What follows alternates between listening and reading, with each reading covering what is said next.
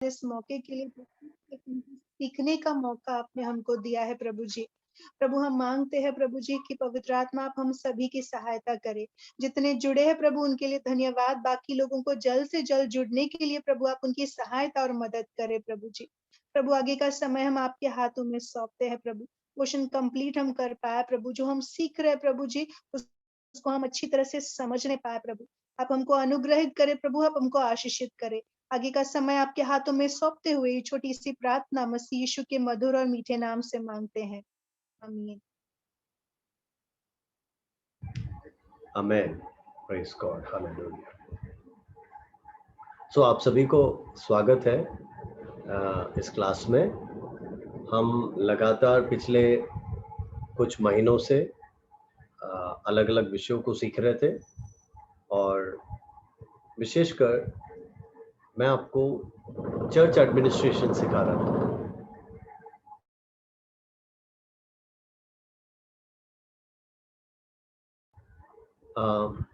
कलीसिया का प्रबंधन कैसा होना चाहिए, प्रभावशाली रीति से, चाहे वो चर्च हो या संस्था हो, उसको किस ढंग से अगुवाई करना चाहिए, ये सब विषय हम इस क्लास में सीख रहे थे। आज हमारा आखिरी क्लास है, तो जहां हमने पिछली बार समाप्त किया था वहां से मैं आगे बढ़ना चाहूँगा। तो मैं स्क्रीन में शेयर करता हूँ और उसको दिखा के मैं आपको पढ़ाता हूँ। आपको याद होगा पिछली बार हमने ये गुणों को सीखा था, है ना, एक प्रभावी अगुओं का, है ना, इफेक्टिव चर्च लीडर्स का गुण क्या होता है, ये सब बातें सीखा था। आप कोई भी एक जन जरा दूसरा तिमोथी 2:15 पढ़े। 2 तिमोथी चैप्टर 2 वर्स 15।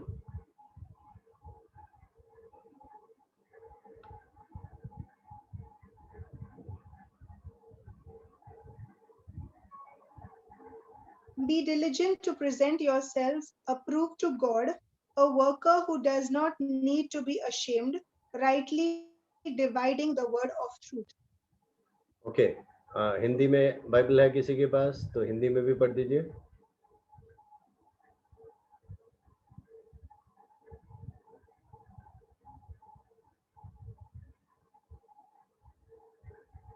दूसरा तिमोथी 2:15।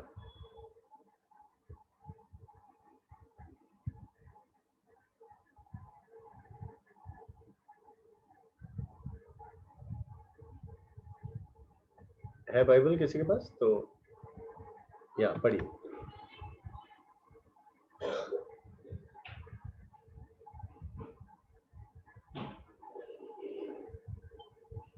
अपने आप को परमेश्वर का ग्रहण योग्य और ऐसा काम करने वाला ठहराने का प्रयत्न कर जो लज्जित होने न पाए और जो सत्य के वचन को ठीक रीति से काम में लाता हो। आमेन। अपने आप को ऐसा व्यक्ति या ऐसा पास्टर या ऐसा लीडर, है ना, ऐसा अगुआ बनाओ जिसको परमेश्वर ने ठहराया हो, जो परमेश्वर के सामने ग्रहण योग्य हो, है ना, जिसको किसी के भी सामने लज्जित होना ना पड़े और जो वचन को, है ना, सही रीति से बांटता हो या विभाजित करता हो। इसका मतलब वचन को सही रीति से समझाने वाला। क्योंकि आज बहुत सारे ऐसे अगुए हैं, पास्टर्स हैं जो वचन पढ़ने में ज़्यादा ध्यान नहीं देते या बाइबल पढ़ने और उसके गहराई में जाने का उनको इच्छा नहीं है, समय नहीं देते, है ना। और बहुतेरे तो आप जानते हैं नौकरी करते हैं, नौकरी से थकते हैं, है ना, लेट आते हैं, मुश्किल से भजन संहिता का कोई एक अध्याय पढ़ के सो जाते हैं। सही है। तो ऐसे में आप वचन की गहराई में कैसे जाओगे? क्योंकि वचन की गहराई में जाना है तो अब जबकि आप first year, second year, third year तक पहुंच चुके हैं, तब आपको मालूम है ना कि आपने कितना कुछ सीखा। सही है? कितना कुछ आपने सीखा, आप जरा सोच के देखिए। अलग अलग शिक्षक, अलग अलग सब्जेक्ट्स, है ना? और सबके अंदर का कितना गहराई। और अब मैं आपको बताना चाहता हूँ, बीटीएच के बाद अब अगला आप एमडिव करो या एमटीएच करो, तो और इतना साल और लगातार हर कोर्स में आपको लगाना पड़ेगा। तब आपको पता चलेगा कि और गहराई है। ये सब कैसे मिलता है? ये सब परमेश्वर के उपस्थिति में जब हम समय बिताते हैं तब मिलता है ना? जब हम मेहनत करते हैं तब मिलता है। फॉर एग्जाम्पल, मैं आपको उदाहरण एक और दूं। सबसे पहले आप जब दाल बनाने का कोशिश करते हैं फर्स्ट टाइम, सोच के देखिए। आप या तो फिर माँ से पूछोगे, नहीं तो आपके बहन से पूछोगे, या आपके किसी मित्र से पूछोगे, मुझे बताओ दाल कैसे बनाते हैं। अगर कुछ भी नहीं तो आप यूट्यूब में जाओगे, है ना, और गूगल करोगे कि दाल कैसे बनता है। अब आपने पूछा, उन्होंने बताया, और फिर क्या होता है कि आप, उन्होंने जैसे बताया वो सब कोशिश करते हैं, और कुकर में डाला था, सीटी मारते हैं, सब कुछ करते हैं। बाद में जब कुकर खुलता है तब आपको पता चलता है कि केवल दाल बचा हुआ है, पानी पूरा सूख गया है ना। तो फिर आप कहते हैं, अरे रे रे, इतना सब कुछ करने के बाद ये हालत हो गया। ठीक है, नेक्स्ट टाइम आप फिर कोशिश करते हैं, तब सब कुछ अच्छा होता है, तो फिर पता चला कि उसमें नमक नहीं है ना। तो आप कितनी बार कोशिश करते हो और फेल हो जाते हो। ठीक है, लेकिन कुछ बार कंटिन्यूअसली लगातार करने के बाद फिर आपके अंदर खुद ही एक हिम्मत आ जाता है ना, एक धैर्य आ जाता है कि मैंने किया, अब मैं आसानी से कर सकता हूं या कर सकती हूँ। ठीक है, आ, और उसके बाद एक ऐसा भी समय आएगा जब आप बिना गूगल के, बिना किसी से पूछे खुद से कर सकते हो। यस, अब समझने का प्रयास करो। अब खुद से भी किया, लेकिन खुद से करते करते करते एक ऐसा भी समय आता है जब आप और इनोवेटिव हो जाते हो। ठीक है ना, इसका मतलब आपको किसी की जरूरत नहीं है, लेकिन आप उसमें कुछ और जोड़ते हो।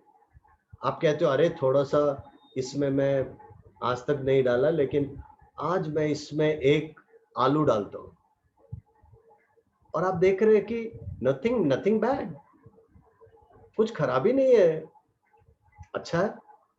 फिर अगली बार आप कहते हो, मैं इसमें थोड़ा लौकी डालता हूं। मीन्स आप ऐसे इनोवेटिव या क्रिएटिव हो जाते हो, है ना, कुछ नया तरीका, क्रियाशील हो जाते हो आप। क्यों? क्योंकि आपने इतना बार बनाया, अब आपको आसान सा लग रहा है, और आपको लग रहा है कि इसमें मैं कुछ डालूं तो वो भी अच्छा हो सकता है, इसका टेस्ट बढ़ सकता है ना। क्यों? क्योंकि अब आप उसमें माहिर हो गए। जैसे फॉर एग्जाम्पल, ये तो मैंने दाल ले लिया, थोड़ा ऊंचा चीज ले लिया। अब एक सिंपल चीज ले लो, एक चाय ले लो। सब कहते हैं, अरे कितना सिंपल है चाय बनाना, लेकिन आपको मालूम है, there R T specialist also. इसका मतलब स्वादिष्ट चाय बनाने वाले दुकानें हैं, और लोग हैं जिनका चाय अगर आप एक बार पियो तो फिर उसके बाद आप बार बार उधर जाने का कोशिश करेंगे। क्यों? आपको इतना अच्छा लग रहा है। और अब आप उनसे पूछोगे तो वो कहेंगे कि ये करीब 12 चीजों का मेल है। अब आप कहते हैं, अरे मैं तो चाय पत्ती, पानी और थोड़ा सा है ना शक्कर डालता हूँ, हो जाता है। ये सिंपल बनाओगे वैसे ही होता है।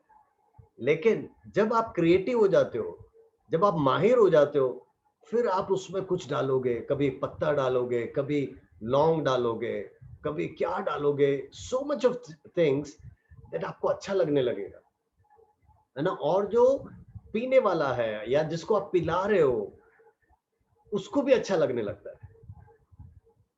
ओके, सेम वे याद रखना, आप अगर वचन को भी बार बार पढ़ेंगे, समझेंगे, उसमें मेहनत करेंगे, उसमें गहराई में जाने का प्रयास करेंगे, तो उसका फायदा यह होता है कि एक तो ये जीवित प्रभु का वचन है।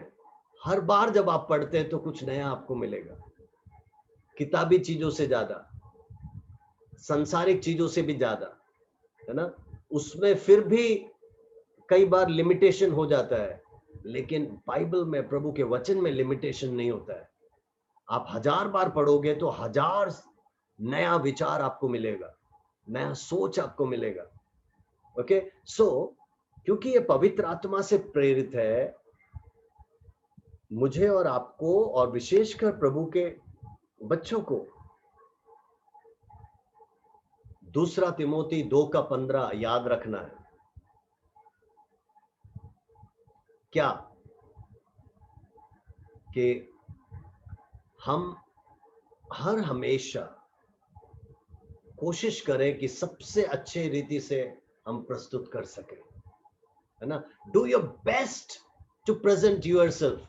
अब टू मैन नहीं लिखा यहां मनुष्य को सबसे अच्छा प्रस्तुत करो, नहीं नहीं नहीं। Do your best to present yourself to God,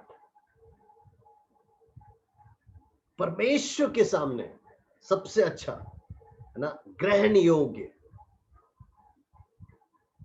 व्यक्ति के समान, एक सेवक के समान, एक पास्टर के समान, एक टीचर के समान आप प्रस्तुत करें, जिसको कभी लज्जित होना ना पड़े, है ना। और जो वचन को सही रीति से विभाजित करता हो, सिखाता हो, समझाता हो, जो तोड़ता मरोड़ता ना हो, है ना, जो घटाता ना हो, जो जोड़ता ना हो, जो उस वचन का संदर्भ क्या है ना, कहाँ लिखा है, किसके लिए लिखा है, वो सब समझकर सही रीति से वचन को बांटे। आमेन। क्या सभी को समझ में आ गया? So this is church administration के पीछे ये है रहस्य कि आप कलीसिया भी चलाते हो, सबसे अच्छी तरह चलाओ।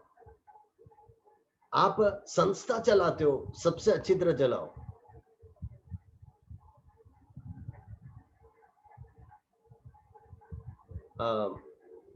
परसों किसी ने मुझसे पूछा, पास्टर, बाहर के कोई एक, इसका मतलब वो हमारे चर्च से नहीं है, एक सेवक हैं जो कह रहे थे कि मुझे चर्च प्लांटिंग में और आगे बढ़ना है। सेवा करते हैं वो, और कई जगह पे उनका ब्रांचेस भी है। तो वो कह रहे थे कि आप सारा चीज कैसे हैंडल कर लेते हो, है ना, सेवा भी, मिनिस्ट्री भी, फिर बाइबल कॉलेज और ये यात्रा, फिर आपका परिवार है, बच्चों का देखभाल है, सारी चीजें वो पूछ रहे थे। तो मैं मुझसे अनुभवों को पूछ रहे थे और कह रहे थे कि आप मुझे कैसे गाइड करोगे। ठीक है, मैं जब उनको गाइड कर रहा था, तब मैंने उनको बताया, मैं पिछले 25 साल से परमेश्वर की फुल टाइम सेवा में हूं। शुरुआती 3 साल को छोड़कर पिछले 22 साल का डायरी मेरे पास है। एक रहस्य मैंने उनको ये बताया, वो हैरान हो गए। मैंने कहा यस, उस 22 साल के डायरीज में हर रोज का ब्यौरा लिखा है। मीन्स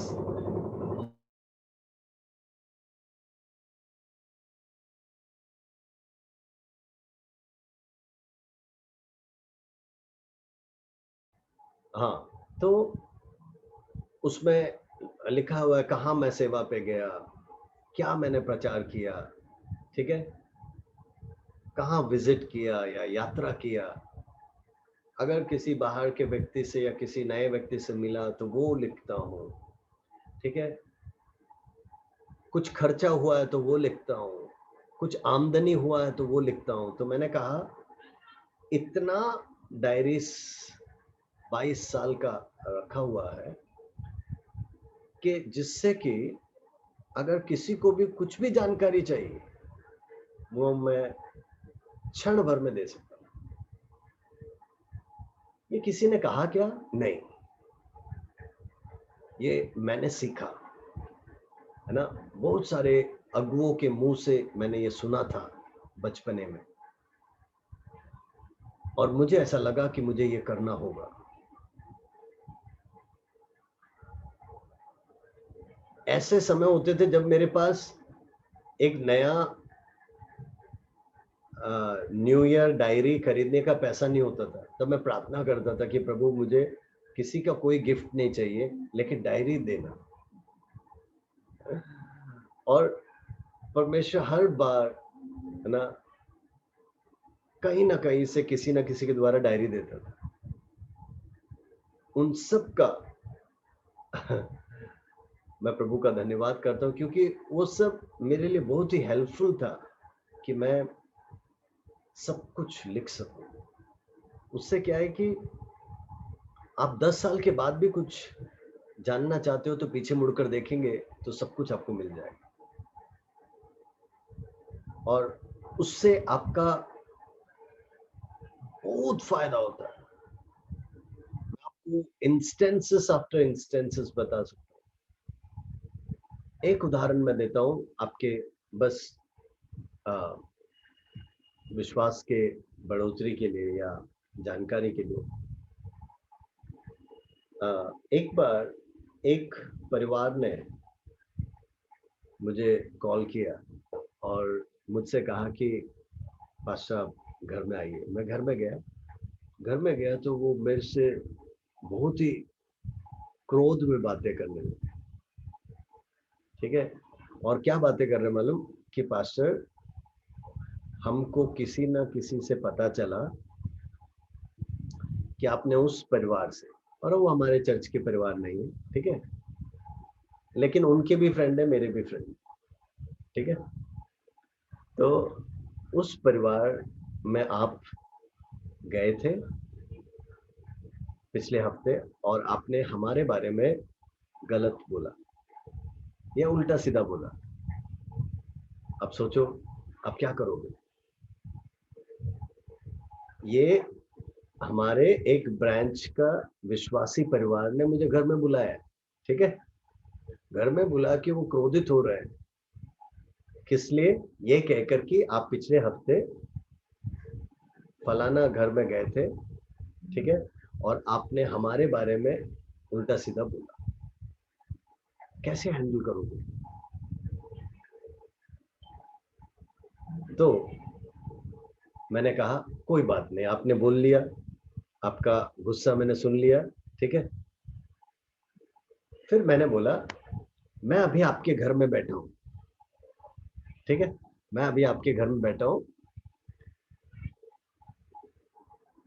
मैं फोन नहीं कर रहा, आपके सामने हूं, मैं फोन नहीं कर रहा, कुछ नहीं कर रहा। आप अपने घर से किसी को भी मेरे घर में भेजिए, ठीक है, आप किसी को भी मेरे घर में भेजिए, और स्मिता रहेगी वहां पर, उससे कहो कि इस महीने का मेरा डायरी जरा भेज दे, ठीक है, इस महीने का मेरा डायरी भेज दे। उन्होंने कहा क्यों, ऐसा क्यों? तो मैंने कहा नहीं, आपको सबूत चाहिए तो मैं बता रहा हूं, आप मेरा डायरी मंगा लें जिसमें मेरा हर रोज का कहाँ गया था, कौन सा मीटिंग हुआ, कौन सा विषय प्रचार किया। अगर मैंने 1 केजी क्या बोलते हैं केला या 1 डजन केला भी खरीदा है तो वो भी लिखा, इसका मतलब सारा जानकारी रहता है।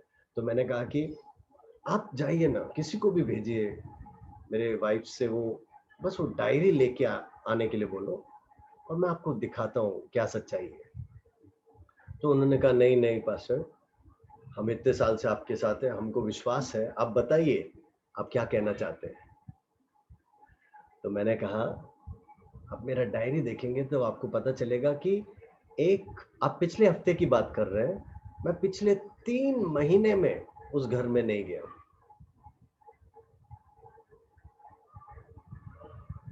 सुना है, 3 महीने में नहीं गया। तो वो हैरान हो गए, ऐसा कैसे कह रहे।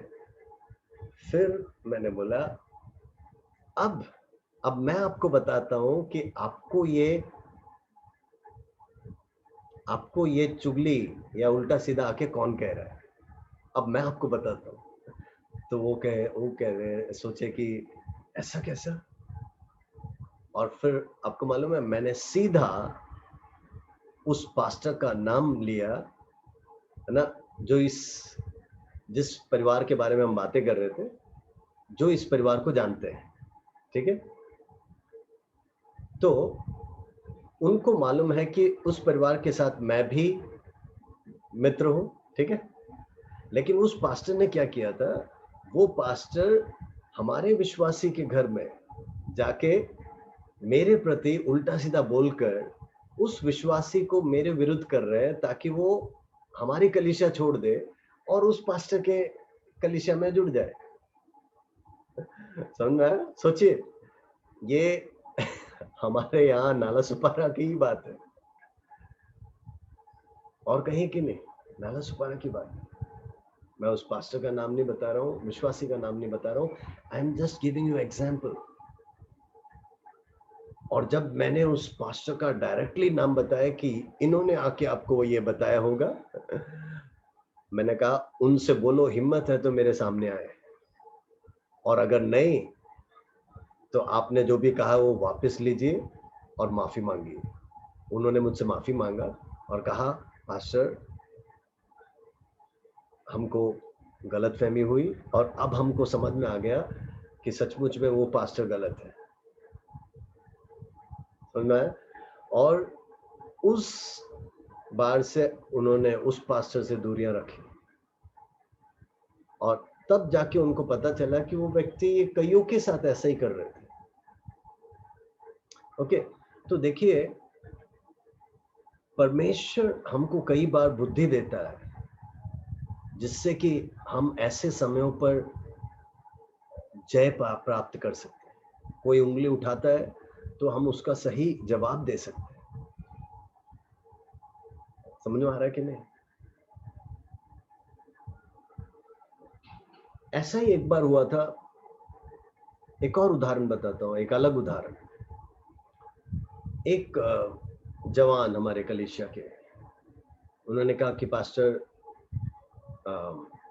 मुझे इनकम टैक्स भरना है, तो इनकम टैक्स भरना है, तो वो पिछले सालों का इनकम टैक्स मांग रहे हैं, तो मुझे प्रूफ करना है कि मैंने इतना अमाउंट चर्च में टाइथ दिया था। ओके, और वो 2-3 साल पहले का मांग रहे थे। आपको मालूम है, मैंने कहा नो प्रॉब्लम। उन्होंने सोचा ये सब होगा नहीं। मेरे पास जब से चर्च चालू किया है तब से अगर किसी ने 10 रुपया भी दिया है तो वो लिखा हुआ है, और हमने अगर किसी को कुछ दिया है वो भी लिखा है, नाम लिखा हुआ है, महीना लिखा हुआ है, साल लिखा हुआ है, सब कुछ लिखा हुआ है। तो उनको मैंने पिछले 3 साल का पूरा उनकी तरफ से जो भी आया था वो सब डिटेल्स दिया। वो व्यक्ति आश्चर्यचकित। समझ में? तो मेरा कहने का मतलब, शायद आपसे कोई पूछे या ना पूछे, फिर भी अगर आपने ये सब बातें तैयार रखी हैं, that is a blessing for you. आपको ही वो फायदा होगा। इसका मतलब यूं ही कोई उल्टा सीधा बोल नहीं सकता, यूं ही कोई आपके विरुद्ध उंगली उठा नहीं सकता। इसीलिए तो हमने वो वाक्य पढ़ा ना आज, डू योर बेस्ट, है ना। आप इतना खूबसूरती से कुछ करें, इतना अच्छे रीति से करें, एज अप्रूव्ड अनटू गॉड, कि परमेश्वर के सामने ग्रहण योग्य हो कि इसका काम अच्छा है, इसका ये कार्य अच्छा है।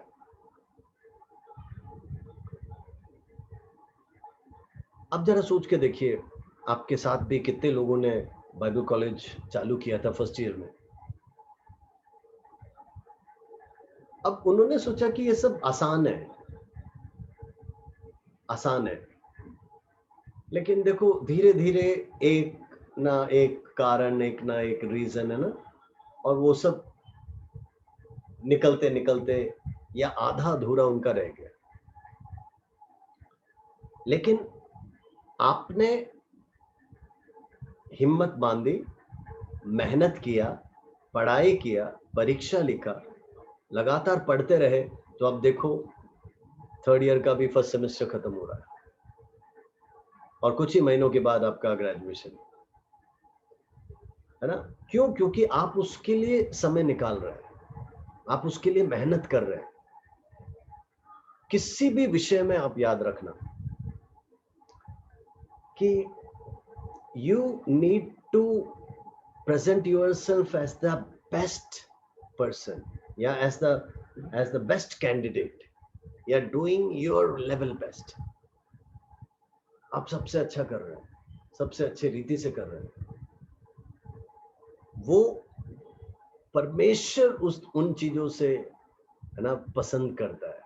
क्यों? क्योंकि मैंने उदाहरण शुरुआत में भी बताया कि पिता परमेश्वर को देखिए, या पुत्र परमेश्वर को देखिए, या पवित्र आत्मा परमेश्वर को देखिए, ये सब बहुत ही नियमित रूप से, बहुत ही नियोजित रीति से, इसका मतलब बहुत ही ऑर्डरली फैशन में सब कुछ किया करते हैं।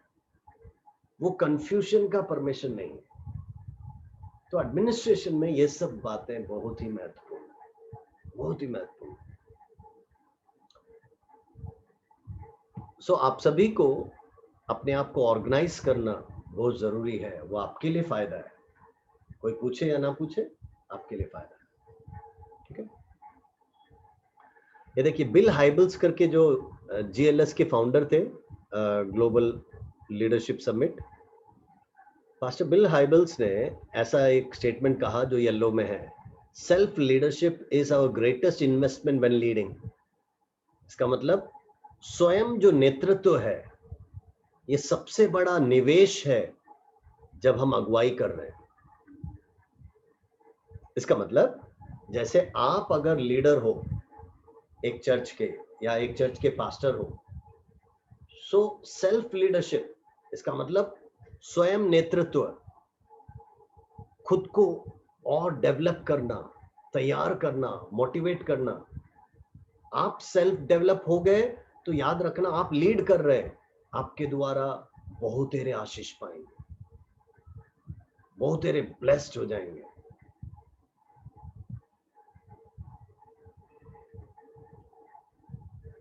सुनना है?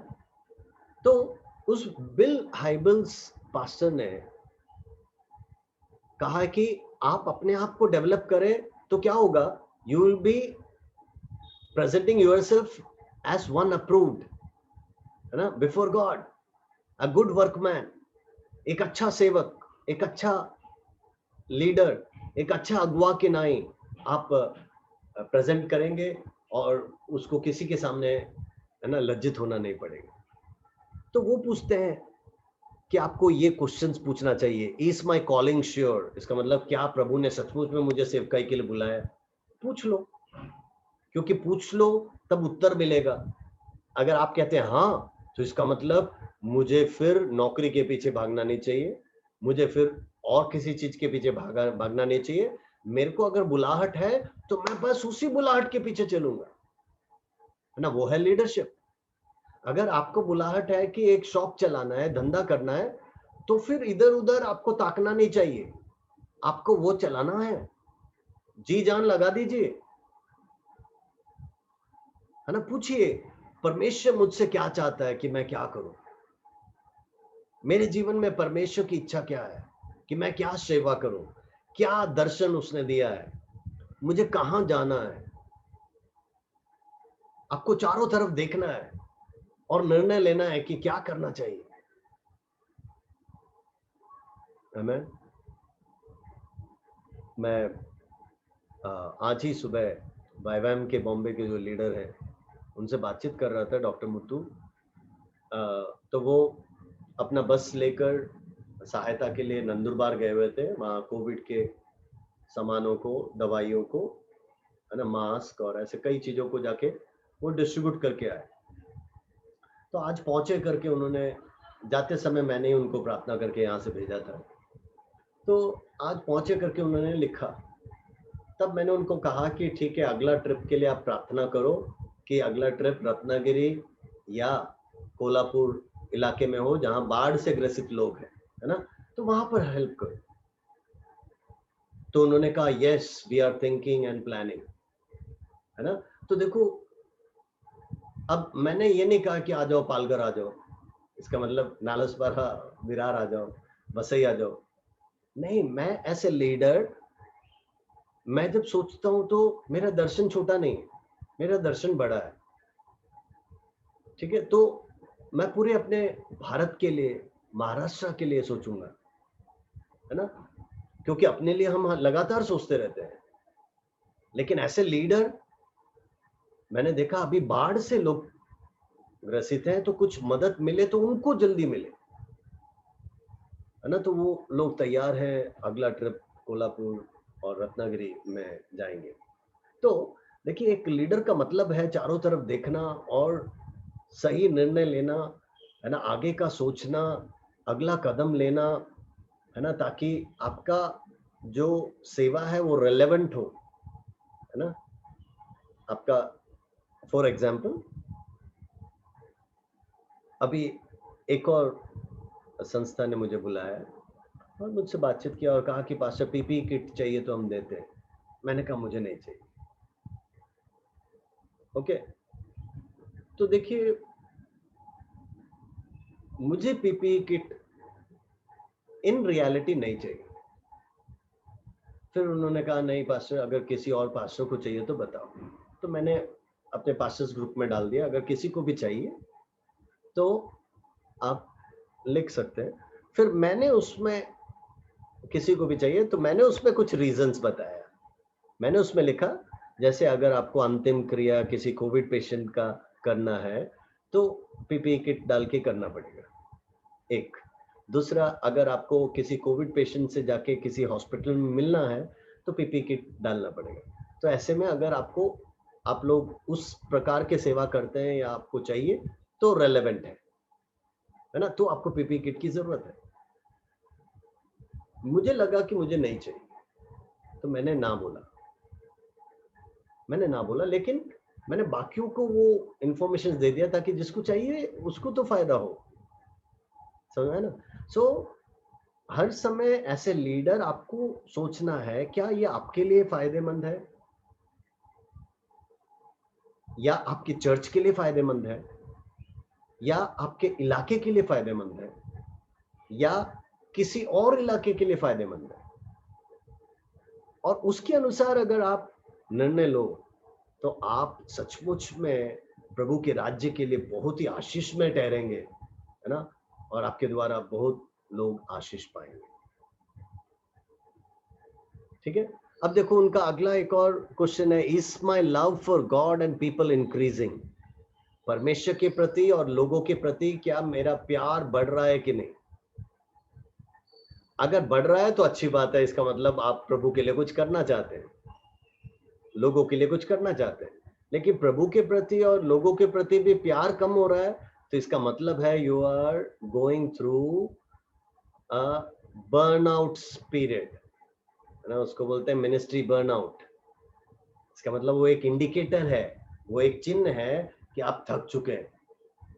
आप कह रहे हैं बहुत दौड़ लिया, बहुत मिनिस्ट्री हो गया, बहुत प्रचार कर लिया ना, बहुत सेवा कर लिया, अब आप कह रहे हैं कि थोड़ा आराम चाहिए। यस, अगर आपको वैसा लगता है तो यस, आपको मदद लेना चाहिए, आपको आराम करना चाहिए, ताकि आप पूरी तरह, है ना, बर्नआउट का मतलब है थके हारे आप सेवा नहीं कर सकते। आपको जोश चाहिए, है ना, एक नया आशा, एक नई उम्मीद चाहिए, तो उसके लिए आपको तैयार रहना है। और ऐसे लीडर हर हमेशा, बाकी लोग उदास हो जाएं या हार जाएं, थक जाएं, तो भी आप हार नहीं सकते। आपको हर समय, है ना, सेल्फ मोटिवेट करते रहना है। इसका मतलब आप दूसरों को भी प्रोत्साहन करें और खुद भी प्रोत्साहित रहें, तब जाके ही सेवा आगे बढ़ पाएगा। ओके, हम आगे बढ़ते हैं। अब हम आ गए कंक्लूजन पे। इसका मतलब जो भी हमने सीखा, तो उसका अंतिम पाठ या सबक क्या है ना? The basic goal of church administration must be the enhancement of people. इसका मतलब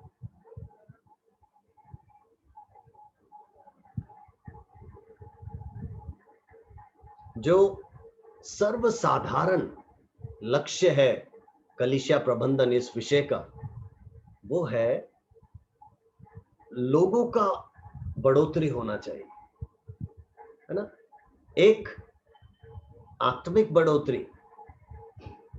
दूसरा, अगर आपने चर्च प्लांट किया है तो चर्च की बढ़ोतरी। इसका मतलब आत्माएं 5 थी, तो अब 2 साल के बाद कम से कम 20 तो हो, 25 तो हो, बढ़ोतरी होना चाहिए। और लोग जो आ रहे हैं उनको भी अच्छा लगना चाहिए।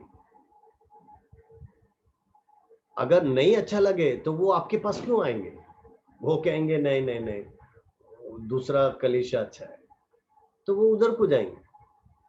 तो आपको ऐसा प्रबंधन करना है जिससे कि लोगों को अच्छा लगे, लोगों को खुशी मिले, उनको प्यार मिले, उनको संगति मिले, उनको आत्मिक भोजन मिले, और उनको महसूस हो कि परमेश्वर हमारे मध्य में है। आमीन, हालेलुया। अब देखिए, कुछ और पॉइंट्स लिखा है बेसिक कंक्लूजन में, या अंतिम कुछ बातें जिससे कि हमको लगे कि ये सब बातें हैं जो एप्लीकेशन भी बोल सकते हैं, इस सब्जेक्ट से हमें क्या सीखना चाहिए, है ना। तो अगर आप देखेंगे तो 1 2 3 4 एंड 5, मेजरली 5 है। क्या है 5? To equip the saints for the work of the ministry। इसका मतलब परमेश्वर के बच्चों को, चेलों को, विश्वासियों को, पासवानों को, है ना, सेवकाई के लिए तैयार करना, जैसा हम एफेसियों 4 के 12 में पढ़ते हैं। प्रभु के राज्य के लिए तैयार करना। अभी आप में से कुछ लोग नौकरी करते हैं, कोई बात नहीं, लेकिन आप जो तैयारी 1 साल 2 साल 3 साल बाइबल कॉलेज में पढ़ने के द्वारा क्या हो रहा है, आप स्वयं भी तैयार हो रहे हैं, जिससे कि आप अपने कलीसिया के पास्टर को मदद कर सकते हो। या आपको लग रहा है कि परमेश्वर ने आपको सेवा के लिए चुना है, तो 1 या 2 साल में आप नौकरी छोड़कर फुल टाइम सेवा के लिए निकल सकते हो, है ना। या आपका पास्टर चाहता होगा कि एक नया ब्रांच अभी वसई में है, तो नया ब्रांच आपका पालघर में, बोईसर में, है ना, या अंधेरी में या मलाड में कहीं चालू करना चाहते हैं, तो वो चाहते होंगे कि आप जाएं और वो आपको बैकिंग दे, है ना। तो आपके एजुकेशन के द्वारा, आपके पढ़ाई के द्वारा, अभ्यास के द्वारा, ट्रेनिंग के द्वारा क्या हो रहा है, आप तैयार हो रहे हैं, है ना। सोच लीजिए, आज आपके कलीसिया में मानो 100 लोग हैं और एक पास्टर संभाल लेता है, ठीक है। मान लो परमेश्वर ने एक बेदारी भेजी और अगले साल 500 लोग हैं, तो क्या एक पास्टर संभाल पाएगा? नहीं। तो ऐसे समय पे पास्टर कहेगा कि किसने किसने बाइबल कॉलेज किया है, तो देखो तुरंत आप लोग का हाथ ऊपर उठेगा। हाथ नहीं उठाया तो भी पास्टर लोग कहेंगे कि हम जानते हैं इन्होंने बाइबल कॉलेज पढ़ा है, तो आप सेवा के लिए तैयार हो जाओ, आपको मैं उधर नियुक्त करता हूं। आमीन। ठीक है, तो चर्च एडमिनिस्ट्रेशन का एक दायरा ये है कि हमारे लोगों को, हमारे स्टाफ को, हमारे विश्वासियों को प्रभु के राज्य के लिए, सेवा के लिए तैयार करना। आमीन। Second is to set at liberty them that are bound. इसका मतलब जो बंधन में है उनको आजादी दिलाने का। कैसे? देखिए, आजादी बहुत सारे तरीके से होता है। एक,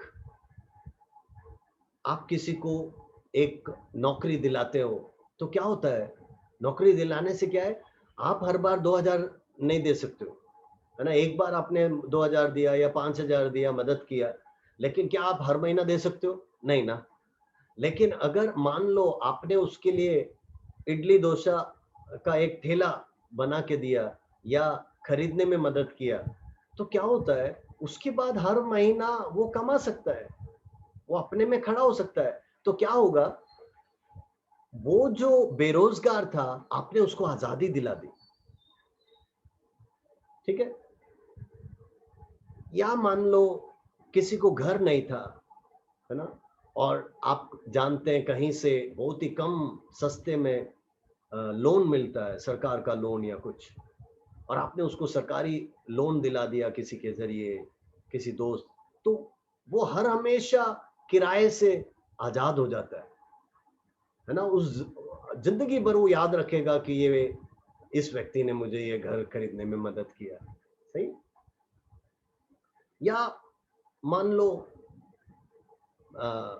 बच्चा कोई 8वीं तक 9वीं तक पढ़ा, आगे पढ़ नहीं पा रहा है, क्यों, फीस नहीं है, तो आपने अपने कलीसिया में या आपने सोचा कि इस बच्चे को, है ना, 1 साल का फीस मैं दूंगा।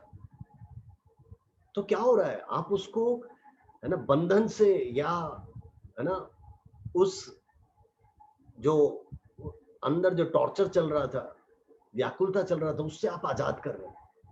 उसके माता पिता खुश हो जाते हैं, अरे हम तो 1 महीने का फीस के लिए सोच रहे थे, ये तो पूरा साल का संभाल रहा है। कितना बड़ा आशीष है। ठीक है। अब इन सब से भी बड़ा सोचो, अगर कोई पाप में फंसा है और आपने सुसमाचार सुनाकर उसको आजाद किया, वो भी बहुत बड़ा आजादी है ना। तो इसका मतलब देखिए, दुनिया के लोग इतना सारा आजादी नहीं कर सकते जितना एक सेवक, एक पासवान, एक यीशु का चेला कर सकता है। क्यों? क्योंकि मेरे पास और आपके पास बाइबल है, मेरे पास और आपके पास यीशु है, मेरे पास और आपके पास पवित्र आत्मा है। हमें तो इसीलिए हम एक एमएलए या एमपी, एक मंत्री या एक कैबिनेट मिनिस्टर, है ना, उनसे भी ज्यादा काम हम कर सकते हैं। क्यों? हम प्रभु के आत्मा में चलाए चलते हैं। हालेलुया। ठीक है। तीसरा, to serve the present age, my calling to fulfil God's work. इसका मतलब प्रभु ने मुझे किस दर्शन में बुलाया है, उस दर्शन की पूर्ति करना। जैसे मैंने आपको शुरुआत में भी बताया, अगर आप कंप्यूटर के ज्ञानी हैं तो आप प्रभु के राज्य में कंप्यूटर से संबंधित बातों में मदद करें, सहायता करें। अगर आप अकाउंटेंट हैं तो फाइनेंस को संभाल कर मदद करें, है ना। अगर आप मानो और किसी बात में अच्छे हैं, आप सहायता करें। तो आपका कॉलिंग क्या है, उसको फुलफिल कीजिए।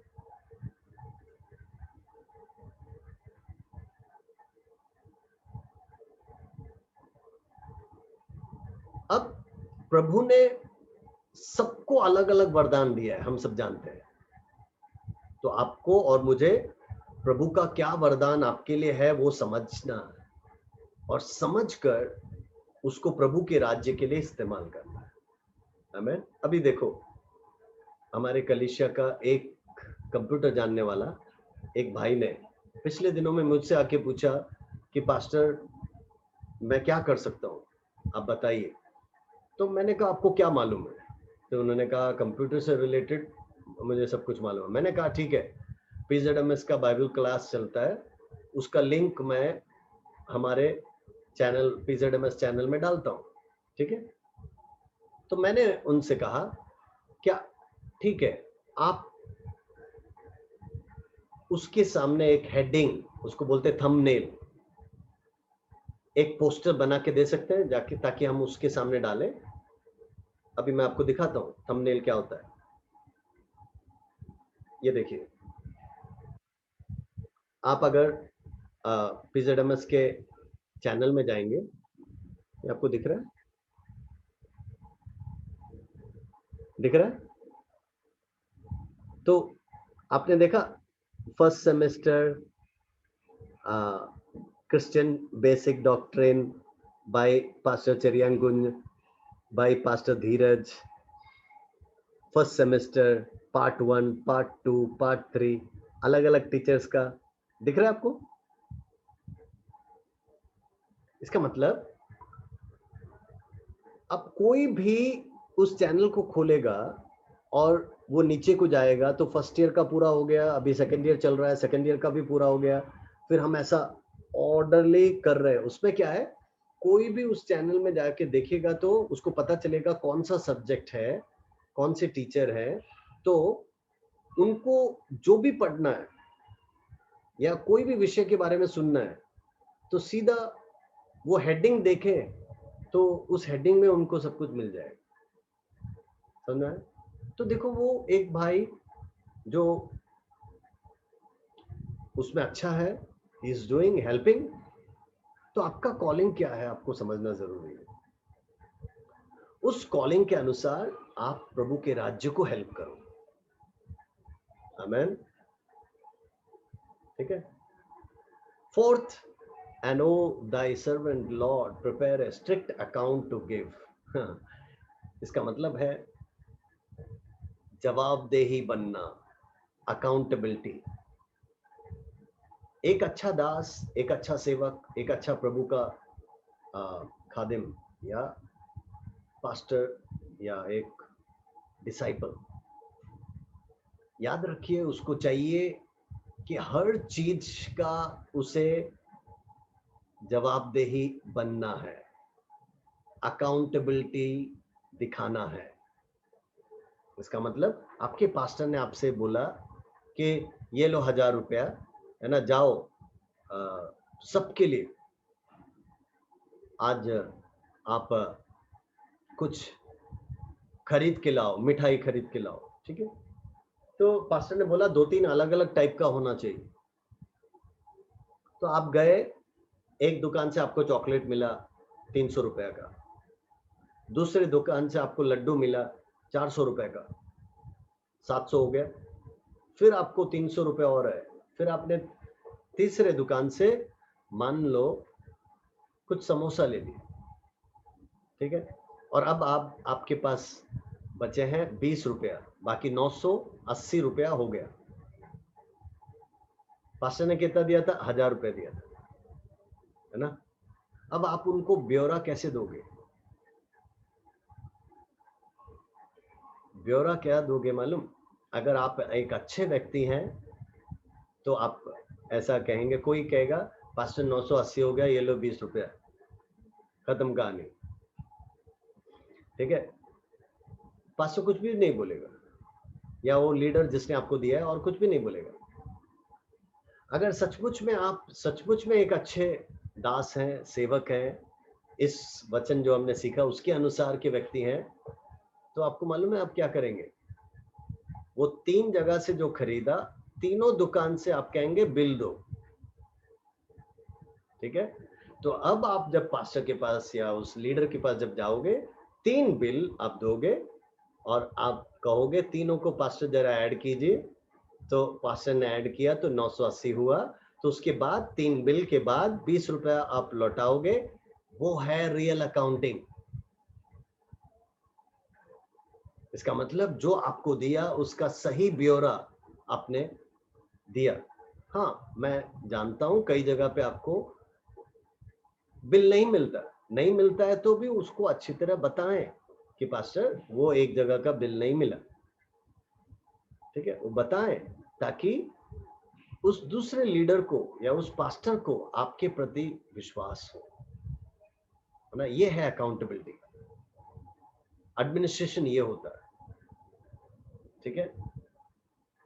पांचवा, to reveal the glory of the Lord that all flesh shall see it together. देखिए, इसका मतलब सब कुछ आपको परमेश्वर की महिमा के लिए करना है, मेरे लिए नहीं, किसी व्यक्ति के लिए नहीं, किसी पास्टर या लीडर के लिए नहीं। आप हर समय याद रखिए, मैं जो कर रहा हूं, आप जो कर रहे हैं, ये प्रभु के राज्य के लिए है। समझ में आया? Whatever you are doing, do it for God's kingdom,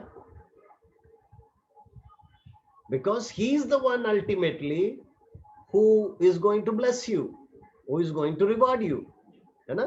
वही है जो आपको आशीष देने वाला है, जो आपको प्रतिफल देने वाला है। ओके, सो आपने देखा विभिन्न बातें इस सब्जेक्ट में जहां पर अकाउंटेबिलिटी। अब देखिए, मैं आपको बताना चाहता हूं कि ऐसा 6 महीना और अगर हम क्लास लें तो हम एक एक बातों पे जा सकते हैं, जैसे कि ऑफिस एडमिनिस्ट्रेशन, ठीक है। ऑफिस का प्रबंधन करना है तो आपके पास एक अटेंडेंस रजिस्टर होना चाहिए, है ना। आपके पास इनकम, क्या आमदनी है, उसका रजिस्टर होना चाहिए। आपके पास द आउटगोइंग या एक्सपेंसेस, क्या क्या खर्च हो रहा है, उसका रजिस्टर होना चाहिए, है ना। आपके पास बिलीवर्स डाटा होना चाहिए, कितने विश्वासी हैं, कौन है, क्या है, कहाँ है, उनका जन्मदिन कब है, उनका एड्रेस क्या है, उनका फोन नंबर क्या है, ये डाटा आपके पास होना चाहिए। सही है। अगर उन्होंने मेंबरशिप लिया है तो मेंबरशिप फॉर्म फिलअप होना चाहिए, ठीक है। बैप्टिज्म सर्टिफिकेट है तो डेट सर्टिफिकेट या वो रजिस्टर रेडी रहना चाहिए, जिसमें आपको पता होना चाहिए कब, कौन से तारीख, कहां पर बपतिस्मा दिया, किसने दिया, सारा डिटेल्स। शादी हुआ है तो शादी का रजिस्टर होना चाहिए, कौन से तारीख में किसने कराया, कब हुआ, कहां पर हुआ। ये होता ऑफिस एडमिनिस्ट्रेशन। अब जैसे ही ये एडमिनिस्ट्रेशन, अगर आपका कलीसिया बढ़ जाता है, सेवकाई बढ़ जाता है ना, तो वही एडमिनिस्ट्रेशन डिवाइड हो जाता है। जैसे फॉर एग्जांपल एजुकेशन डिपार्टमेंट, तो वो एक व्यक्ति को लीडर बना दिया जाता है, वो एजुकेशन से संबंधित सब कुछ संभालेगा। यूथ डिपार्टमेंट, है ना, इसका मतलब जवानों का सारा चीजें वो संभालेगा। फाइनेंस डिपार्टमेंट, पूरा खर्चा, आमदनी, है ना, जो भी डिटेल्स है वो फाइनेंस डिपार्टमेंट करेगा। लेडीज डिपार्टमेंट, महिलाओं के लिए कोई महिला सारा डिटेल्स रखेंगे। संडे स्कूल डिपार्टमेंट, है ना, यूथ मिनिस्ट्री या इवांजलिज्म, बाहर सेवकाई प्रचार करने के लिए कौन लीडर है, वो कब तक गया, कितनी बार गया, कहां पर गए, किसको सुसमाचार सुनाया, उसका पूरा जानकारी उसके पास। एक होगा लिटरेचर डिपार्टमेंट, जिसके पास बाइबल होगा, ट्रैक्स होगा, सॉन्ग बुक रहेगा, कैलेंडर रहेगा, जो पूछो वो देगा। सही है। तो ऐसा अलग अलग आप विभाजित करोगे, कलीसिया जब बड़ा होता है तो क्या होता है, सभी को कुछ ना कुछ रिस्पॉन्सिबिलिटी मिलता है। ओके। या फॉर एग्जांपल वर्शिप टीम, इसका मतलब म्यूजिक डिपार्टमेंट, तो उधर वो लीडर का काम है वर्शिप का सारा संभालना। हर हफ्ते कौन लीड करेगा, कौन गाना गाएगा, सारा जानकारी उसके पास रहेगा। सही है? तो जितना आपका अगर सेवा या ऑर्गेनाइजेशन या आपका मिनिस्ट्री अगर बढ़ रहा है तो फिर आपके पास डिपार्टमेंट्स भी बढ़ेगा, ताकि सब कुछ बहुत ही सुचारू रूप से, बहुत ही अच्छे ढंग से चल सके। आमीन। क्या सभी को समझ में आया? हाँ, तो अभी हमने क्या समझाया कि कलीसिया का एडमिनिस्ट्रेशन, प्रबंधन बहुत ही महत्वपूर्ण है, इस बात पे जोर दिया है ना? ये आप अपने दुकान के लिए करो या मिनिस्ट्री के लिए करो, ऑर्गेनाइजेशन, चर्च के लिए या परिवार के लिए करो, इसके फायदे हैं, इसका फायदा है, बहुत फायदा है। तो उससे क्या होगा कि आप बहुत ही डिसिप्लिन, अनुशासित रहेंगे और लोग आपको पसंद करेंगे कि यहाँ पर सब कुछ अच्छे ढंग से चलता है। प्रभु करे कि हम सभी की कलीसियां ऐसे ऐसे हो जाए, है ना? हमारा सिर का ही हमारा काम हर बात पे, तो उसमें कितना अच्छा होगा। प्रभु हमसे यही तो चाहता है, नथिंग एल्स। परमेश्वर हमसे यही चाहता है। ओके, सो कुछ डाउट्स है तो इस समय आप पूछिए।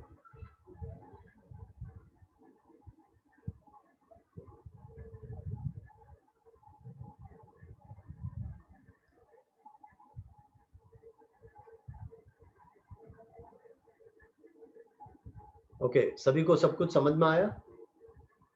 ओके, एग्जाम में याद रखना वही सिंपल रहेगा, कोई भी 6 क्वेश्चंस रहेंगे और आपको कोई भी 5 करना है। Okay, out of 6 any 5। और आज के डेट में आपके सारे इंग्लिश, सारे सब्जेक्ट के इंग्लिश के नोट्स तैयार है, हिंदी के 4 नोट्स तैयार है, 5वां ट्रांसलेशन चल रहा है, बस एक ही बाकी है, वो 2 दिन में हो जाएगा। Rest everything is ready.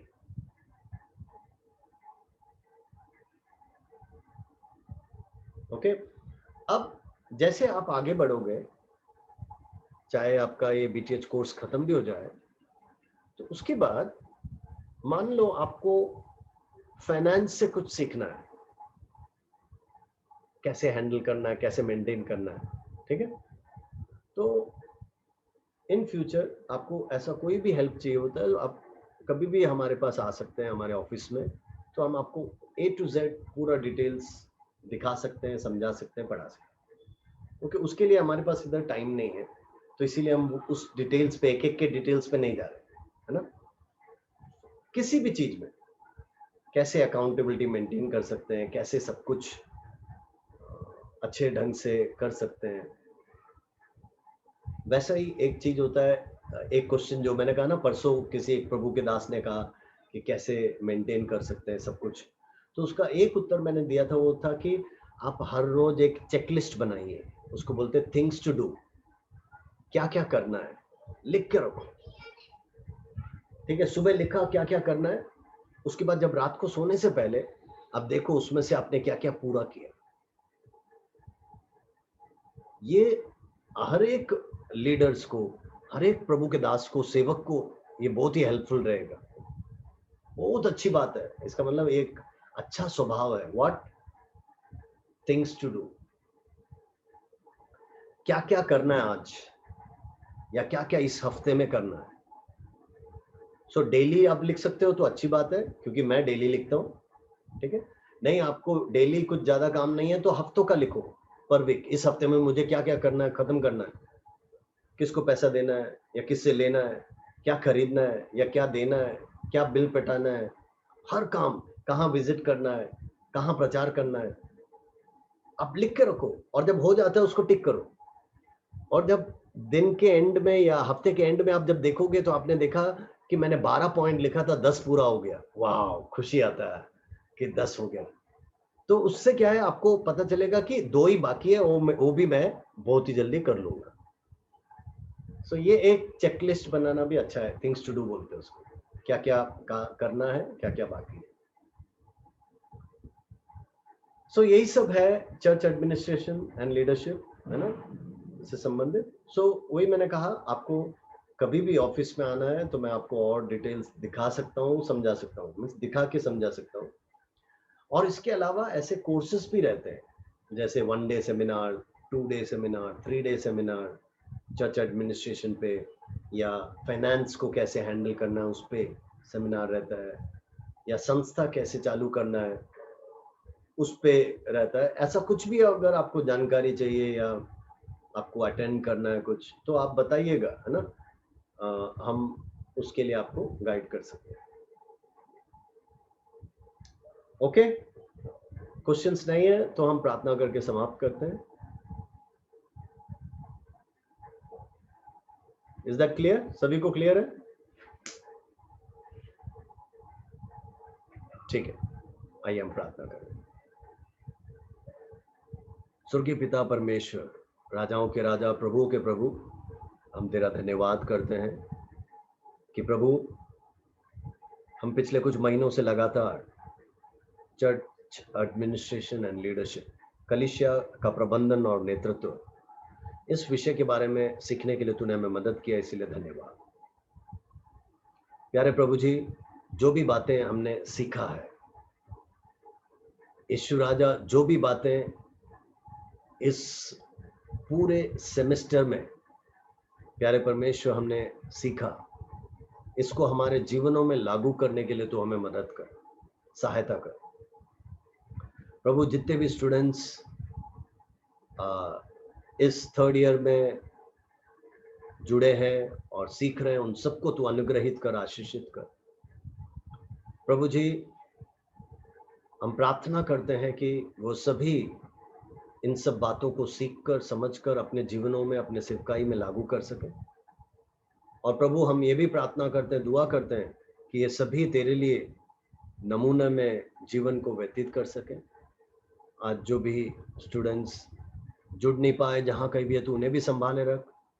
और प्रभु हम यही चाहते हैं कि सब सेवा में आगे बढ़ते रहे, तेरा नाम ऊंचा हो प्रभु। धन्यवाद इस सेमेस्टर में भी प्रभु, वचन को सीखने के लिए तूने हमें मदद किया, सहायता किया। सारा आदर, महिमा, इज्जत और जलाल तुझे देते हैं। ये छोटी सी विनती हम यीशु के मीठे नाम से मांगते हैं, आमीन। ओके, थैंक यू सभी को, गॉड ब्लेस यू। प्रभु आप सबको बहुत आयत से आशीष दे।